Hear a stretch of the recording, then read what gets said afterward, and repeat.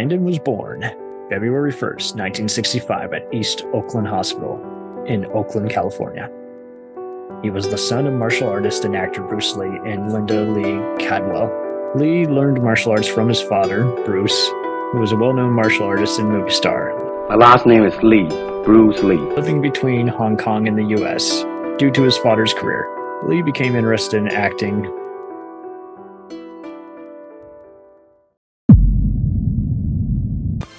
Within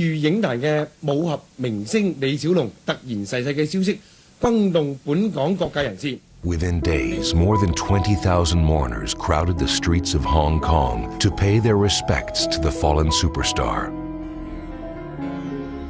Following a memorial service, his body was taken to Seattle, where Bruce and his wife had met and fallen in love.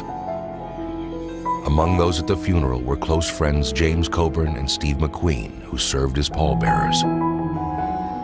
At the age of only 32, Bruce Lee had left behind a wife, 2 children, and an unrivaled legacy in the world of entertainment and martial arts.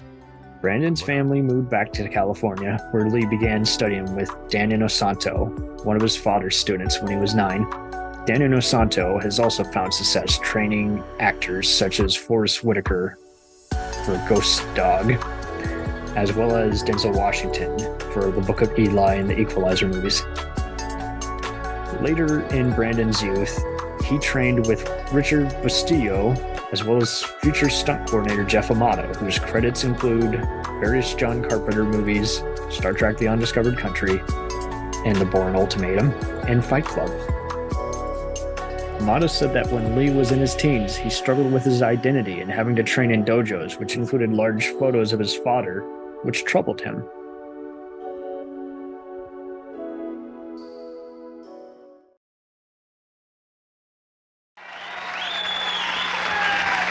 Okay, along with Jean-Claude Van Damme and Steven Seagal, my next guest is one of a new generation of action-adventure heroes.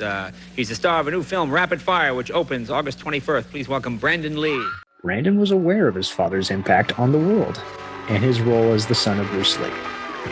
He struggled with it throughout his life, although being the son of Bruce opened many doors for him. When Brandon was asked about living in his father's shadow, Lee told Black Belt's Jim Coleman, "It used to be a real problem in my own head when I was younger. I would be thinking, does this person like me? Or is this person just screwing with me because I'm Bruce Lee's son?"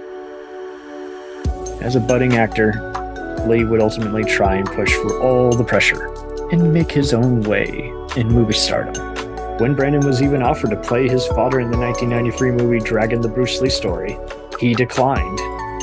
However, Hollywood called for the 28-year-old to be cast in Alex Proyas' highly anticipated movie The Crow as Eric Draven. Brandon Lee's net worth stood around $5 million at the time of the film production. In the action sci-fi horror film, Eric is restored to life and is assisted by a supernatural crow creature after he and his fiancée Shelley, played by one-time actress Sophia Shinas, are murdered by a gang.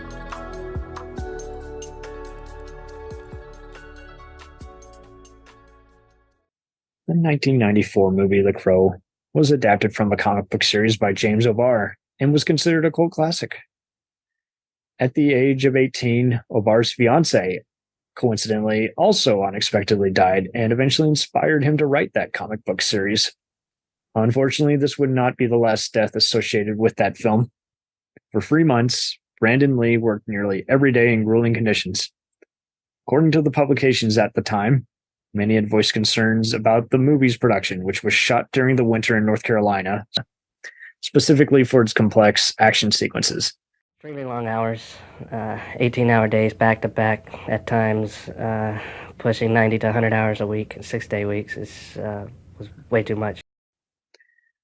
Lee, however, did not seem to be worried and reportedly responded that nobody ever gets hurt doing that stuff. They worked it out.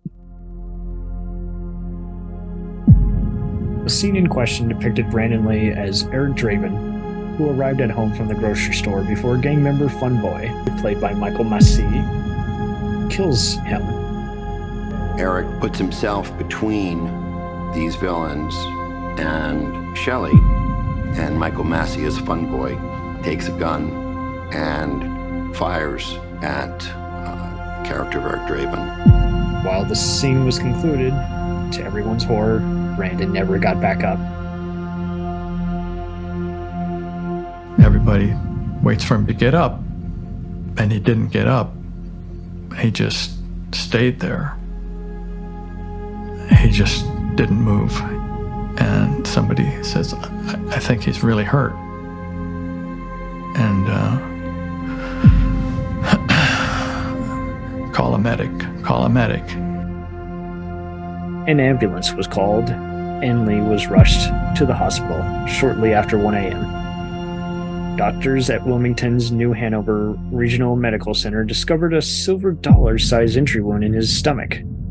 The bullet pierced Lee's abdomen, damaging several organs and lodging in his spine.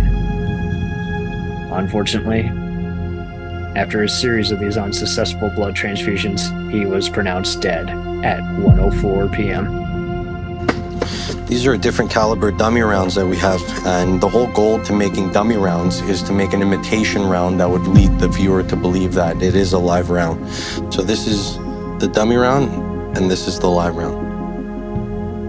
Even though this is a dummy round and it's had the gunpowder removed, the primer hasn't been removed or struck. When we do a dummy round, it's always important to remove the primer cap from the center. What happened on the Crow was when they put the dummy round in, they forgot to remove the primer. And what happens is, again, that primer has enough force to dislodge the lead round and actually push it into the barrel. We're actually going to pull the trigger, and it'll have just enough force to lodge the round in there. So you can see in there our dummy round. We'll index it. 3, 2, 1. So just with that simple action, that little snap, the cap's gone off, no gunpowder, but what we'll be able to prove is the hung round inside the barrel. Inside that barrel, we have the obstruction. But if you look down the barrel, you'll notice that there's no light coming through. So that would tell me that there's an obstruction. In this case, a lead round, a hollow point. That's the one thing they didn't do. They didn't check the barrel for an obstruction. The problem with that is when you put a blank in there, then after whatever's in there, be it rock, dirt, or a hung round, that round comes out flying at 3,000 to 5,000 PSI. Tragedy, it seems, runs in the family. Bruce Lee was a movie star who died young and became a legend. Now his son Brandon is gone as well, fatally wounded while starring in a movie. 5 hours of surgery at this hospital could not save the life of 28-year-old Brandon Lee. He was fatally injured on the set of his latest movie, The Crow. Details of the autopsy. What appeared to be a .44 caliber bullet was removed from Lee's body. Detectives are proceeding with the investigation. No further information is available at this time. Brandon's my family. So is Bruce. I have to know the truth. Some have speculated that the death of Brandon Lee was somehow in connection to his father's. Although there have been claims made over the years, there have never been any substantial proof that such claims could be validated.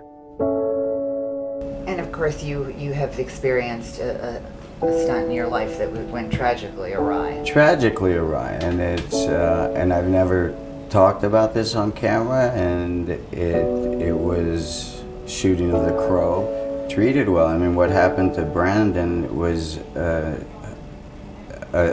tragic accident, and it's something that I'm gonna live with. It's taken me, took me the time it took to be able to not so much put it in perspective, but to be able to move on with my life. Remorse to tragedies so impactful as these will always be circulated.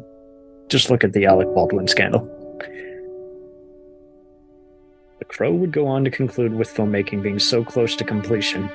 Uncompleted scenes were finished using images where we could see Brandon's face, and they were remade through digital processing, adding his face to his stunt double, Jeff Caliente.